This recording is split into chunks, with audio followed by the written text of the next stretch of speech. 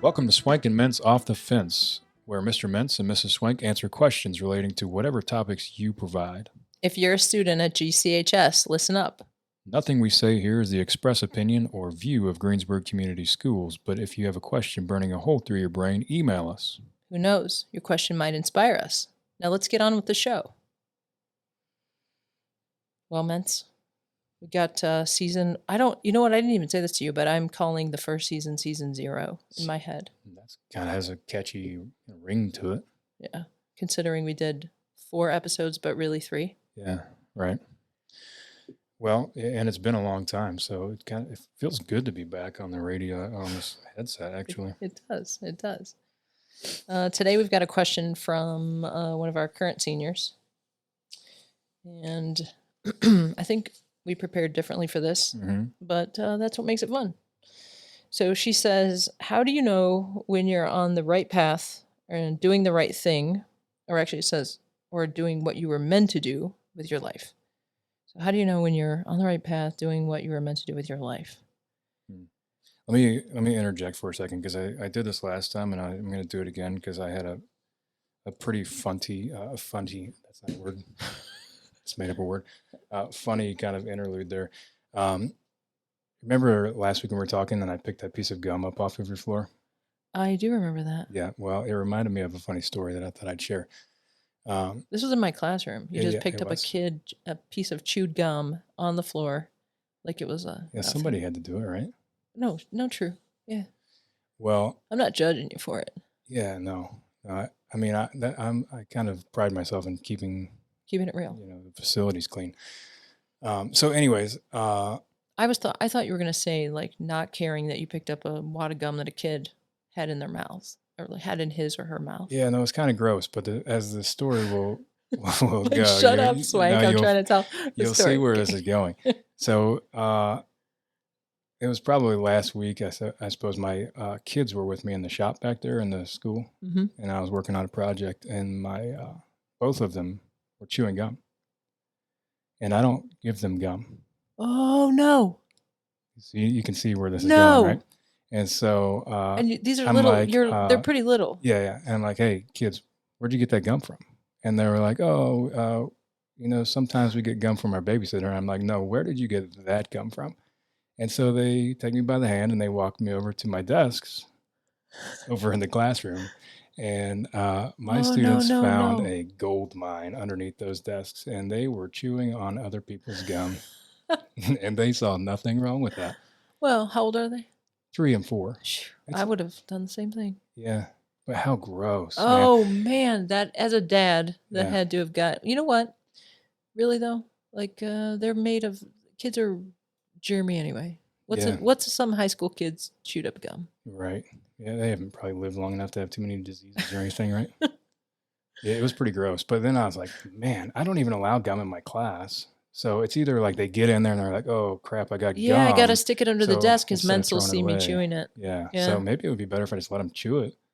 And they put it in the garbage. But I hate to see what some other desks look like. Or on my floor. You know what? When we're done, I'm going to go look under my desks. You should. I'm afraid because there's going to be more there than just gum.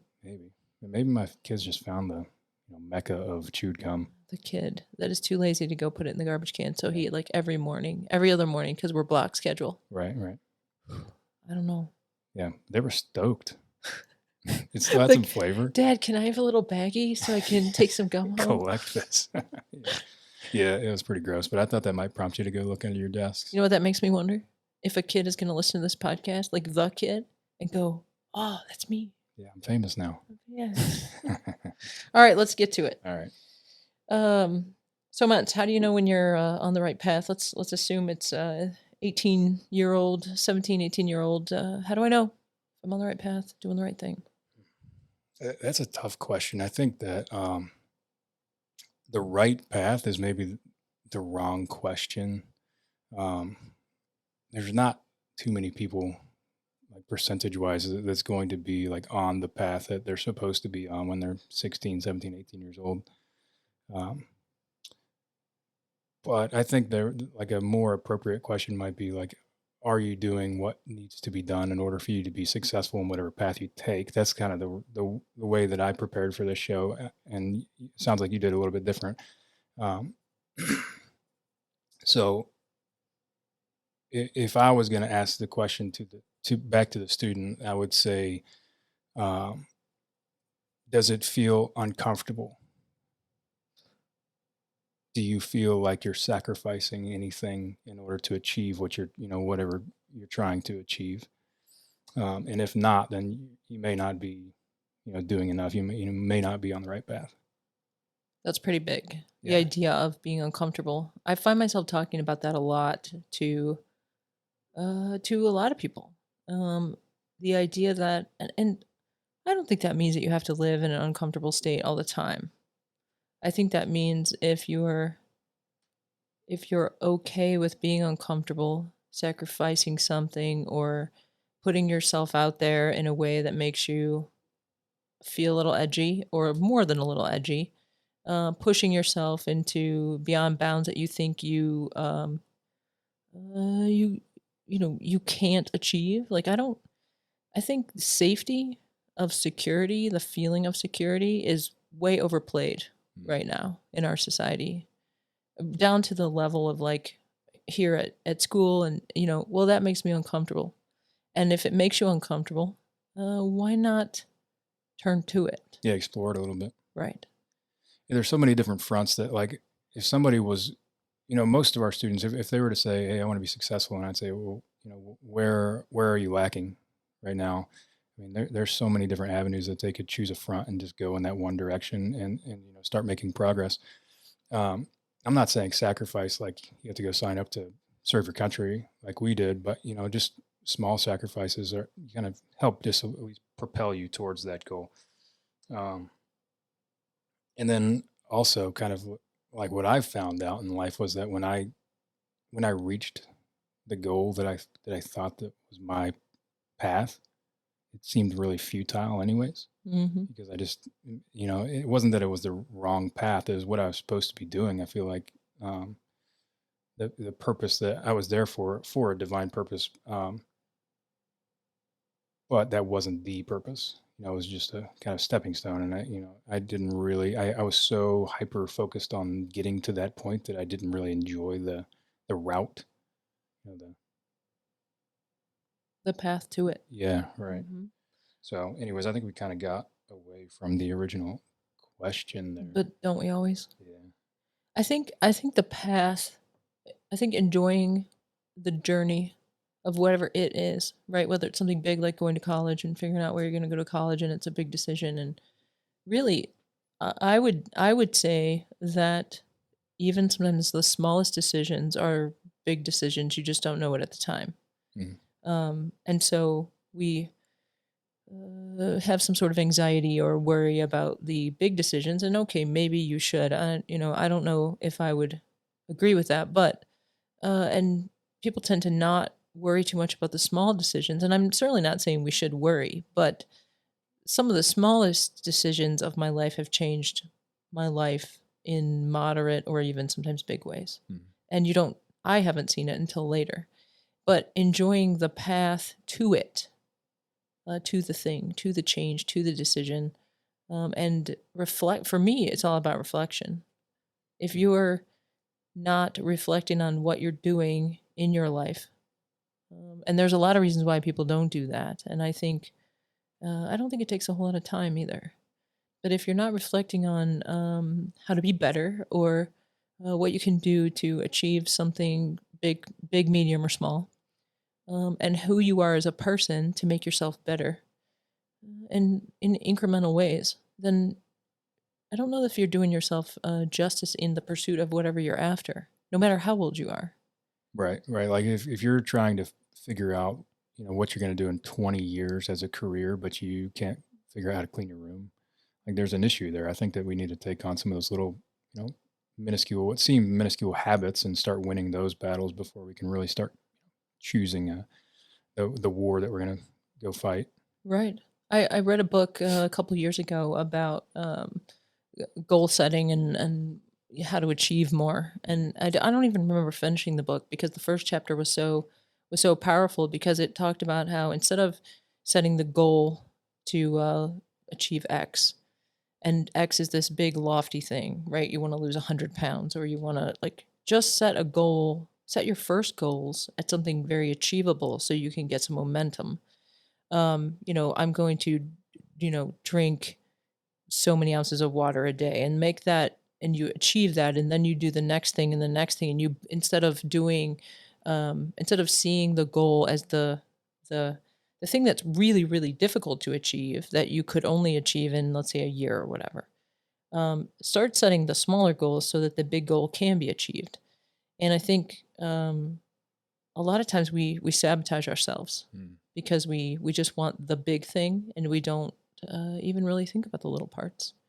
And so when we go to reflect on, am I on the right path? Am I doing the right thing? Well, I failed at this thing and it was some big lofty thing and I failed at that. And then too often, and I don't think you and I suffer from this, but like, I think too often people fail and come down on themselves in ways that really shut them down. Yeah, in a destructive kind of manner. Yeah, instead of seeing failure, I talk to my students a lot about this. Failure is just, okay, come down on yourself a little bit if you want to, but I don't even see why. Like, you get up, dust yourself off, and try again. It's not that I'm condoning failure. I'm just saying everybody who's ever done anything worthy of anything has been bad at it at some point. I think that achieving failure is ultimately a success because, like, if you never fail, then that means you're not really competing at a high enough level to where you're getting your butt kicked. Like, just think about like a combat sport or something, or think about some of our students who, at least in my class, I have some really intelligent students who like to show off their intellect to some of the not so intellectual students, and if they just hang around like those that circle their entire life and they just go home thinking like, oh man, I'm so successful, look how everyone else compared to me, it's kind of relative, right? So if you like improve your circle, you're going to ultimately get better, even if you get your butt kicked every now and then. I think that's kind of the goal. Like, if you want to improve, you want to be successful, you're going to have to go up against some greater foes. Yep. In order to, failure is a good thing. It kind of helps propel you forward. You can identify some more of your weaknesses that way. Yeah, I agree. So, yeah. And all this talk of paths, and I was like, gonna drop a random fact because you were wanting to make this a big, like a Swank, drop me a random fact during the podcast. But you know what? I started thinking about having your heart in your, the kids are going to be like, Swank's talking about heart? What is this? What's going on here? Did the world turn over? About having your heart in what you're doing and your head, not just your head, but your heart too. And pursuing what makes you a whole person. And I think sometimes we adults don't give kids credit for, we tell them, oh, you're not grown yet, this and that. But I think you can be pretty young and pursue passions that you have. And it's easy for we adults to downplay that a little bit. And let me get back to so I started thinking about the heart. And I was like, I wonder how many heartbeats the average person has in their lifetime. So I looked it up because I was like, I got to know this. You want to take a guess? 80 years old. Let's say you live to be 80. Okay. Okay. You want me to guess? Just, yeah. I mean, I know you don't love that, but do it anyway. Man. I would be so wrong, just so you know. I'm gonna be honest. Like, it has to be an astronomical number, right? Can't cheat. Don't look no, over I'm not, here. I got a fence I'm up. not a cheater, so I mean, I feel like I should guess way higher than I would originally. Like, if I was really gonna guess, I'd say like I'm gonna help you out. The first number is 3. That's not helpful. It would be more helpful if you said there's this many digits. A lot of digits. There's a lot. My very first instinctual thought was like 100 million, but that seems like that's actually low. Yeah. Extremely low. Yeah. It's in the B's. Yeah, I figured. 3,363,840,000 beats in your life. That's a lot. That's a lot. And that's if you don't have an arrhythmia. Yeah, that's true. I just made that up. I don't even know. Maybe you have an arrhythmia. That's a lot. It is a lot. And I don't think that people really understand the difference between a million and a billion. I'm not going to explain it mathematically, but I, I wish you would. if you were to see a comparison between a million and a billion, it's astounding. It really is. Um, have you seen the comparisons of like how of wealth, like versus like a billionaire versus a millionaire? Have you seen any of those comparisons? No. So like it would show like a stack of money on a page, Oh, gotcha. right? And then it would show, and then say like that's $1 million, and then it would show a stack of money that you have to like scroll down like hundreds of pages to get to the bottom, and that was like $1 billion. It was a huge difference. That's crazy. Yeah. I once had an envelope with $5,000 in it. And no, I remember this because it was so small. There were just hundreds. Yeah. And I thought, $5,000. In my world, $5,000 is a lot of money. Sure. And I remember thinking, in my mind, $5,000 would be like a stack, a big, huge. No, it's not. Right. It's not a big, huge stack. Huh. And I know there's kids right now listening going, well, duh, it's this many 100, whatever. It doesn't even matter. It's like the idea of $1 million is probably, you could carry it around. Right. Yeah. I think you're right. Like if you were to like think about $5,000 in like a Hollywood type setting, like that, if that view of $5,000 would be like, you're carrying like a briefcase. It's ridiculous. Well, I've sufficiently like run us off the topic. Yeah, you did. But we said we were going to try to keep it to 15 minutes. So I think we've done some good here. Yeah, we're pretty close. Yeah. Wait, it's tier time though. I forget what we're going to do. You picked candy. Oh, yeah. So you want to explain what we're going to do at the end of every episode? Well, I think you're better suited for this because you came up with the tiers. Actually, a came up with kid. the tiers. Yeah, last year the kids were like, "You guys need to do tiers," and I was like, "I already do tiers. I make you cry." That's a bad joke. That is terrible. I might have to cut that out. Anyway, if you heard that, that was just something going outside the door. I don't know what that was. I don't even know if the people can hear that. Zamboni. Zamboni. Yep, makes me think of Mr. Holland. Shout out to Mr. Holland for riding the Zamboni in the elementary. What a dude. Yeah, maybe he'll listen. Anyway, okay. So somebody last year said, Swank, why don't you and Mentz do your tiers? So your favorite, I can't remember I think they said restaurants at the time. And I was like, what are you talking about? And he's like, your number 1 tier restaurant, your number 2 tier restaurant. You could say local or wherever, or your favorite anything. So on our way in to record this, you said, let's do candy. Yeah. Right. Yeah. Yep. Well, I'm not a huge candy guy, which kind of, it's funny that I chose candy, but I had this conversation with some of my students in my class. Like we were just talking about different candies that were good and some that were just complete crap. I think we can say crap, right? We can say crap. Okay.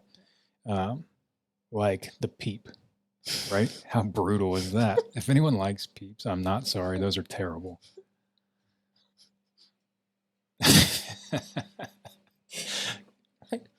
I just took a drink of water and I almost. Man, Mr. Moore would be so upset if I lost my mouth full of water all over these fancy microphones. No, Peeps are awful. Terrible. The only thing they're good for is to put them in the microwave and watch them get gigantic, and that's it. I didn't know that was a thing. I did it one time, but yeah, they're awful. They're terrible. I pass them up. I don't even know how people eat them.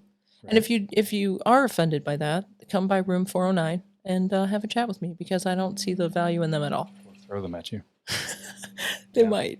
I think it's a nostalgia thing. Like people buy them year to year just to buy them. Yeah, it's Nobody Easter. eats them. Yeah. And they just get. I wonder how many Peeps get. That should be a random fact. How many Peeps get thrown away every year? Peeps for next time. Peeps thrown away. You think I can find that? I bet more get thrown away than get eaten. Ooh. Question mark? Thrown away? I'm going to check that out. I would guarantee more get thrown away. I will report back on season 1, episode 2. We'll call it the Peep episode. I got to write that down too. Okay. The Peep episode. Anyway, Peeps are crap, but I think we're supposed to talk about good candy, not bad candy. Right, Although now I really want to do a tier about the worst candy, but well, we can go that route. Peeps are awful. You know what another really bad one is? Now that we're going this direction. I'd love to know. Okay, maybe they're not even around anymore, but there's like these little candy dots on paper Those are awful. And then the paper comes off on every single one. Yeah, you just eat it. I used to get those when I was a kid. What do they stick it on there with? I think they're like liquid sugar, and then when they get hard, it just sticks to the paper, and then the kids eat the paper too. Right, you just have to deal with the paper. Yeah. Those are terrible. I haven't seen those in forever. Yeah, they're like Cracker Barrel or something. Yeah, maybe. Okay, best candy, go. 1, 2, 3. You know, I don't know if I can nail down a top number one, but like Reese's is definitely up there. You can't argue with peanut butter and chocolate. The peanut butter cups? Nah, probably like the seasonal ones because they're a little bit bigger, so you get like more bang for your buck, like the trees and the eggs. The kids just told me that the eggs are way better because you get more peanut butter. I think it's valid. I think they're okay, but I'm not putting them in my tier. No, Reese's, like now, not at all. If you says, oh my gosh, I'm an English teacher. If you said the pieces, yeah, those are okay. I'm way more into that. Huh. But it's not in my. It should be in my tier. See, now I'm starting to second guess. Yeah. Okay, so go. Okay, so let's go 2. Reese's, and then you know what's a kind of a sleeper for me is the peanut butter Snicker bar. There's kind of a trend here. I like peanut butter. Have you had that? I've never had that. Yeah, it's pretty solid. There was a time in my life where I would go to the hardware store and like it was at the checkout aisle and I would get one every time. But I've moved on since then. I don't eat candy every day. Are you a smaller human? Say again? Are you smaller? Like, do you weigh less that you don't eat candy every day? No, I don't. Okay, I was just being nosy. More. I don't apologize for that, but I'm just asking. Okay, so third one. Oh man, I don't know. I'm more of a like candy basher than I am like a candy eater. So like, I'm gonna give you another bad one. Okay, in lieu of the third one. Okay, go ahead. Licorice is terrible. Licorice. Like even Twizzlers. I can't stand Twizzlers. They're like waxy kind of. Wait, are you talking about black or red? Because it matters. Either one. Not a fan. You find them to be the same? Well, I mean, the black ones taste like barf, but the red ones taste like waxy candy. It's just like. Have you ever had Australian licorice? Because that changed everything for me. From Australia? I don't know. I mean, like imported? It's called Australian. I don't know if it's actually from Australia, but I can put down some Twizzlers if they're around. I don't mind Twizzlers. They're pretty good. But the Australian licorice is a whole, like, it changes. You know what? I'm going to get you some. Okay. Well, don't get offended if I don't like it. No, I will. I don't mind if you don't. I'm just going to eat it if you don't like it. Yeah. Okay. That's. I don't even think I can come up with a number 3 for me. Okay. Fair enough. Starburst. They're kind of okay. Like only a couple of them though. Like the pink ones are, I think. Those are strawberry. Yeah. If you only want to eat a couple, I don't think it belongs in your tiers. I'm not trying to be judgy, but apparently I'm judgy. Yeah, I don't know. Maybe I shouldn't have chose candy. Well, you're the one who chose it. Yeah, I know. Well, you go. What's your top 3? I got it. I got this going on. Okay. The first one no one's gonna know about because you got to order them online, but you'll know the other 2. Okay. The first one is this candy they're called Fizzers. They're also in the same family as something called Love Hearts, which sounds really unfortunate, but they are this. Imagine a sweet tart that fizzes when you buy, and not major fizz though, not like Pop Rocks or something, but they just have this little fizzy quality. It's like a chemical reaction with your saliva. Yes, it's a chemical, exactly. And it's just enough to kind of give a little fizz, and they're fantastic, and they're kind of sour and kind of sweet at the same time. If you've ever had a Zotz. No. It's a hard candy, and on the inside there's like this, when your spit hits it, Cracker Barrel used to sell them. That's the second time I said Cracker Barrel in this episode. Anyway, they're pretty fantastic, but that's boring because I love Fizzers. You can look them up on Amazon. Yeah. They're like come in a little roll. They look very similar to gigantic Smarties, only they're not gigantic Smarties. Not the gigantic, like big, huge ones, but the ones that are like in the roll that are like a roll that took steroids. Right. Yeah. Like an Alka-Seltzer. If there's one way to make it sound kind of gross, that's it. Okay. But they're much better than Alka-Seltzer. All right. Okay. My number 2 is Milky Way. I love Milky Way. Okay. Not bad. I don't eat them hardly at all, but I love them. And I think that's why I don't eat them very much, because I seriously love them. And then the other one is Kit Kat. Kit Kat. Kit Kat. I feel like those are two kind of boring answers. Well, the first one was so not boring. That's true. I tried to make up for it a little bit. I had to hold my tongue because I thought of another gross one. No, you have to. You have got to say it. Like we said, we definitely weren't going to go over 25 minutes, and now we're like nearing it. But okay, so do you remember those little wax bottles of liquid? Okay, I am already on board with you because those were the most disgusting things. Brutal. I don't even know if kids even know about those now. Maybe not. They had like a little root beer juice in them. Yeah. Or cherry juice. Gross. And I had a friend who used to chew the wax. I feel like I did that too. Oh, it made me gag. Yeah, it's gross. So gross. Yeah, I don't know why the fizzer reminded me of that. I wish I had a gross one. I feel like I'm under pressure to give a gross one. I'm going to think of like 7 by the time I get back to my room. Oh, what I just thought of another good one was the cookies and cream Kit Kat, or no, cookies and cream Hershey bar. Yeah, those are pretty solid. See, I don't think we're not very compatible when it comes to candy because white chocolate doesn't do much for me, but to me that's really boring. So you said I was boring. I want to play. What was yours, Kit Kat in the end? Yeah, you don't like Kit Kat? It's okay. Who doesn't like Kit Kat? You? It's okay. Like Twix is better than Kit Kat. Okay, I got to give it to you. Twix is pretty good.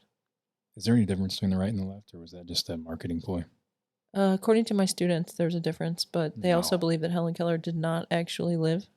Like she didn't exist, which don't even get me started. Are you guys getting into conspiracy theories? They are like, they know they can drive me nuts with it, so I just shut down when they bring it up. I'm like, oh, yeah, okay. Because I can't. Got it. I can't. Their students sound fun. I don't know. I like coming to work, so. Well, that's all for today. Remember, if you're a student at GCHS, email us a question. Yours might be next. Thanks for listening.